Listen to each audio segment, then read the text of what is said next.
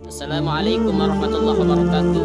Alhamdulillahillazi bi ni'matil iman wal Islam. Sahabatku yang insyaallah kita semua dimuliakan oleh Allah Subhanahu wa taala. Bersyukur, baiklah kami akan mempresentasikan makalah atau materi kami yang berjudulkan metode dakwah Nabi Muhammad atau strategi dakwah Nabi Muhammad kepada orang-orang di luar Islam atau non-muslim. Mudah-mudahan apa yang kami sampaikan nanti bermakna, bermanfaat sehingga kita memahami hakikat dakwah dan metode dakwah Nabi kepada orang-orang di luar Islam. Terima kasih, silakan disimak. Pasang mata, pasang hati, sekian.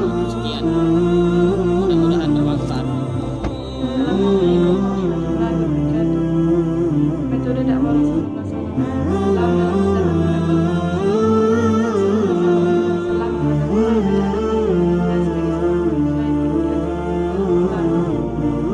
karena individu tersebut berada pada hukum orang yang benar. Hal itulah yang menjadi kewajiban bagi setiap kaum muslimin untuk menunjukkan kepada jalan yang lurus. Rasulullah SAW berdasarkan perjuangan Rasulullah SAW dalam berdakwah kepada golongan muslim, ada beberapa metode yang digunakan oleh Rasulullah SAW. Yang pertama yaitu ketidakpaksaan dalam Islam. Dalam syariat Islam, setiap manusia berhak menganut agama, berhak menganut kepercayaan yang diyakininya, dan tidak ada seorang pun yang dibenarkan untuk memaksakan meninggalkan kepercayaannya lalu dia masuk ke dalam agama lain dalam sesuatu itu masuk ke dalam agama Islam. Hal ini sesuai dengan firman Allah Subhanahu wa taala dalam Al-Qur'an surah Al-Baqarah 226 yang artinya tidak ada paksaan dalam masuk ke agama Islam. Sesungguhnya telah jelas jalan benar daripada jalan yang sesat. Barang siapa yang ingkar kepada takut dan beriman kepada Allah Subhanahu wa taala, maka sungguh dia telah yang tidak akan putus dan Allah Maha mendengar Maha mengetahui. Yang kedua yaitu kesamarataan. Menurut Sahih Bukhari dalam kitab jenazah yang dikutip oleh Nabi Muhammad, pada suatu hari ada jenazah orang Yahudi yang melintas di hadapan Nabi Muhammad SAW. Lalu Nabi pun berdiri menghormatinya. Melihat hal itu, maka para sahabat pun berkata kepada Nabi, "Wahai Nabi, itu jenazah orang Yahudi." Maka Nabi pun bersabda, "Bukankah dia juga manusia?" Demikianlah Islam menetapkan prinsip-prinsip kesamarataan dan malah menjadikannya satu perpaduan bagi manusia. Yang ketiga yaitu sikap adil. Menurut Sahih Ibnu Hibban dalam kitab Al-Qur'an yang dikutip oleh Nasir Muhammadi, peristiwa Zaid bin Karma yang menjadi pendeta Yahudi sebelum dia masuk Islam. Ketika itu dia pernah datang bertemu Rasulullah SAW untuk menuntut haknya. Dia kemudian menarik baju Nabi dan dari bahu Nabi sambil berkata, sesungguhnya wahai kaum Bani Abdul Muthalib sangat suka memanjangkan pakaian lengkap dan aku kami dari kamu semua. Hal itulah yang membangkitkan kemarahan Umar bin Khattab.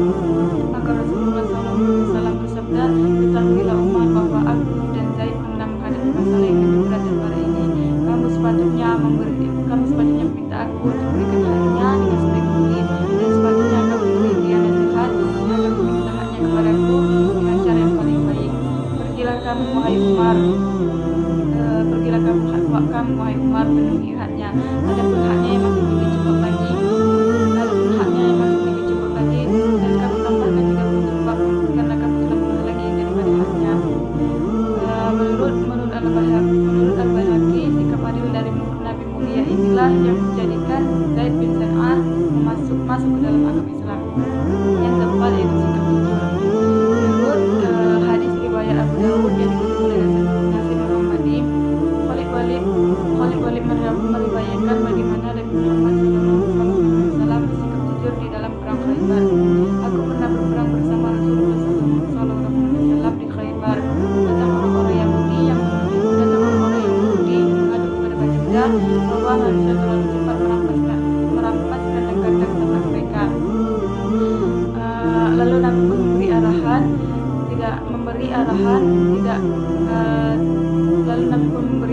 tidak tidak dibenarkan mengambil harta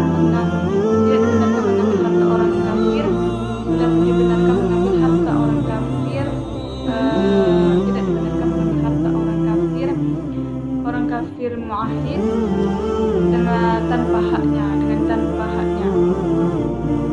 Demikianlah materi yang dapat saya sampaikan. Semoga materi yang saya sampaikan ini bermanfaat untuk kita semua.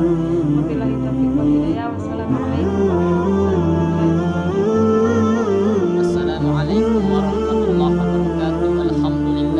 Alhamdulillahillazi anzala sakinah fi qulubihil mu'minin. Asyhadu an la ilaha illallah wahdahu la syarika lah wa asyhadu anna sayyidana wan nabiyana Muhammadan abduhu wa rasuluhu lan nabiyya rasulullah. Sahabatku yang dimuliakan oleh Allah Subhanahu wa taala dan yang saya muliakan, yang saya hormati, Bapak Ustaz Anton insyaallah dimuliakan oleh Allah beserta keluarga. Pertama-tama dan yang paling utama adalah kita bersyukur kepada Allah Subhanahu wa taala yang telah memberikan kita semua kesehatan, kesempatan sehingga bisa menjalankan Ramadan dengan penuh bimbingan Allah Subhanahu wa taala. Shalawat bertangkaikan salam tak lupa pula kita haturkan kepada sosok pemimpin kita, suri tauladan kita, buah hati Aminah belahan jiwa Khadijah, di salam penegak dakwah. Siapa lagi kalau bukan baginda Nabi Muhammad SAW. Berbicara masalah dakwah, doa merupakan kewajiban umat manusia, khususnya yang umat Nabi besar Muhammad SAW. Karena Rasulullah SAW 23 tahun berdakwah, 13 tahun di Mekah dan 10 tahun di Madinah dia habiskan untuk berdakwah, mengajak umat ke jalan Allah Subhanahu wa taala dengan penuh hikmah. Karena dakwah berasal dari kata da'a, yaitu artinya mengajak, menyeru, sedangkan multikultural artinya banyak ragam budaya. Oleh karena itu, ketika kita berbicara masalah budaya, akan terpikir di pikiran kita masalah bahasa, suku, etnis, bahkan agama yang banyak. Maka dari itu Rasulullah SAW mengajarkan dakwah dengan cara akhlak. Karena Rasulullah SAW diutus ke muka bumi tujuannya untuk menyempurnakan akhlak sesuai dengan hadis Nabi, innama bu'istu liutammima makarimal akhlak. Sesungguhnya aku diutus oleh Allah Subhanahu wa taala, kata Rasulullah SAW, untuk menyempurnakan akhlak. Bahkan Allah mengatakan dalam Al-Quran, wa innaka la'ala khuluqin azim. Sesungguhnya Muhammad akhlakmu, budi pekertimu sangatlah mulia. Maka dari itu, kenapa dakwah Rasulullah SAW berhasil bahkan merubah peradaban dunia yang dulunya jahiliyah menuju peradaban yang terang benderang? Itu karena akhlak Rasulullah, kata Rasulullah yang santun. Rasulullah menganjurkan untuk berbuat baik, maka Rasulullah dahulu yang menjadi contoh tauladannya. Bahkan ada suatu ketika ada seorang yang sedang kehilangan rumahnya, kemalingan, orang Islam. Maka dia menghadap Rasulullah, wahai Rasulullah, aku ingin menggambarkan kepadamu, aku ingin berbicara kepadamu bahwasanya aku kehilangan barang, rumahku kerampokan. Kata Rasulullah, tunggu dulu wahai orang Islam, apakah ada buktinya, apakah ada saksinya, baru kau boleh menemuiku. Ada Rasulullah. Siapakah dia? Tetanggaku sendiri. Panggil dulu tetanggamu. Dipanggil oleh orang tadi, tetangganya tadi. Akhirnya tetangganya menemui Rasulullah. Wahai Rasul, kata orang itu, kenapa engkau memanggilku? Wahai Bapak, ketahuilah aku memanggilmu. Tetanggamu tadi malam kemalingan, rumahnya dirampok, dan dia mengatakan engkaulah yang menjadi pencurinya, perampoknya. Lalu Yahudi itu mengatakan, ya Rasulullah, memang aku benar tetangganya, memang aku benar rumahnya berada sampingan dengan dia, memang aku benar juga yang merampok rumahnya. Masya Allah, pada zaman itu perampok saja mengaku. Oleh karena itu mengatakan, aku ingin bertanya, siapakah engkau? Aku Yahudi ya Rasulullah. Aku orang Yahudi yang berada di samping rumahnya. Memang benar aku merampok rumahnya. Memang benar aku mencuri di rumahnya. Ditanya oleh Rasulullah, kenapa engkau mencuri? Ya Rasulullah, aku sudah meminta pekerjaan kepada orang Islam itu tidak dikasih. Aku sudah mau minjam duit tidak dikasih. Bahkan aku senantiasa untuk menjual jasa tidak dikasih. Sedangkan rumahnya bertingkat, mewah, hartanya banyak berlimpah, tapi dia tidak mau membantu. Lalu Rasulullah SAW meneteskan air mata dan Rasulullah mengatakan kepada orang Islam tadi, wahai orang Islam, ketahuilah, apabila bapak ini, orang Yahudi ini merampok lagi di rumahmu, ketahuilah, bukan tangannya yang aku potong, tapi tangan. Masya Allah, inilah kebijakan dakwah Rasulullah SAW. Inilah hukum yang diterapkan oleh Rasulullah SAW, hukum yang adil, yang tidak membedakan antara Muslim dan non-Muslim. Apabila melanggar, dipotong tangannya, dikisos, dibalas dengan apa yang digajarkannya.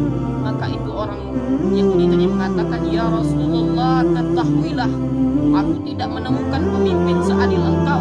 Aku tidak menemukan seorang yang seadil engkau. Maka ketahuilah, hari ini aku bersaksi tiada Tuhan selain Allah. Asyhadu an la ilaha illallah wa annaka Muhammadur Rasulullah. Aku bersaksi tiada Tuhan selain Allah dan engkau adalah utusan Allah. Kata orang Yahudi tadi, Masya Allah, inilah akhlak mulia Rasulullah. Mengapa dakwah Rasulullah sampai metode dakwah yang Rasulullah pakai adalah akhlak? Karena itu sempurnakan akhlak.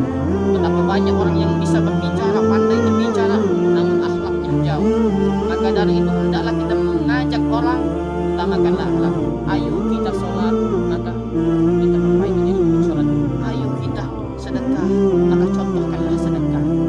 Ayo kita membantu saudara kita yang makan, maka contohkanlah kita. Insya Allah orang-orang di luar Islam, orang-orang yang tidak mengenal Islam akan terpaut, akan tertarik hatinya kepada Islam. Karena Rasulullah SAW akhlaknya digambarkan lagi-lagi dalam Al-Quran. Laqad kana lakum fi Rasulillahi uswatun hasanah. Sungguh ada pada diri Nabi Muhammad, sungguh ada pada diri Rasulullah itu suri tauladan yang baik.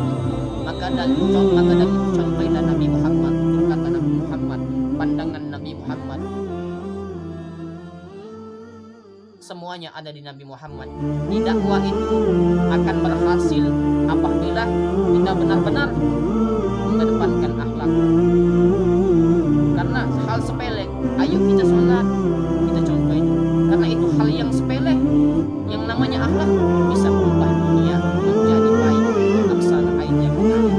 Maka dari itu rekan-rekan yang insya Allah kita semua dimuliakan oleh Allah Subhanahu Wa Taala, ikutilah akhlak Nabi Muhammad.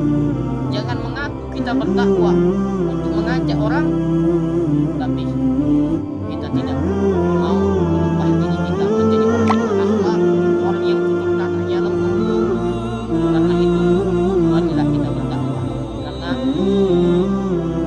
dakwah merupakan tujuan hidup umat Nabi Muhammad. Sekian demikian, wassalamualaikum warahmatullahi wabarakatuh. Baiklah sahabatku yang insya Allah kita semua dimuliakan oleh Allah Subhanahu Wa Taala. Sekian materi dari kami, mudah-mudahan kita semua dapat memahami hakikat dakwah dan mampu menebarkan kebaikan, mengajak orang ke jalan Allah Subhanahu Wa Taala dengan hikmah dan terutama akhlak sesuai dengan ajaran Rasulullah SAW. Sekian demikian, kayu sambal terasi, kayu beli tomat cukup. Sekian, thank you very much. Hadanallahu wa iyyakum ajmain. Assalamualaikum warahmatullahi wabarakatuh.